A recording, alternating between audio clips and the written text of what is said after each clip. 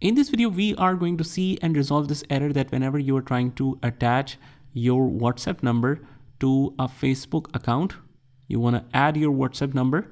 It shows you this message that this number is registered to an existing WhatsApp account. To use this number, disconnect it from the existing account, then return to this page and re-enter the number. It will take up to 3 minutes for the number to become available. So let's see how we can resolve this. So guys, in order to resolve this, all you have to do is just go to your WhatsApp business application and click on 3 dots, click on the settings, and you just go to the account option and click on delete account, and click on delete account again, because it is already being used in another application. That's why it is unable to connect it from here. So just wait for time until it gets deleted, and it will directly say unable to connect, please try again later.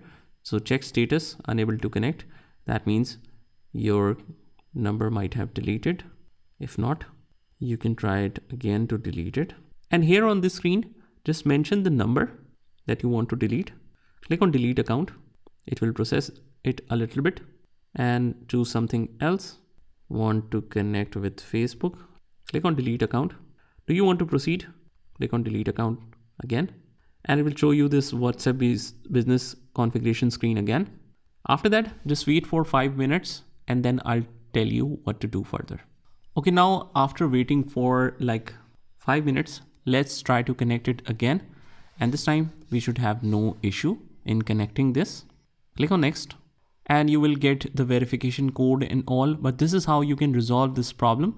I hope you found this video helpful, and if you did, hit the like button and subscribe to our channel, and I will see you in the next one.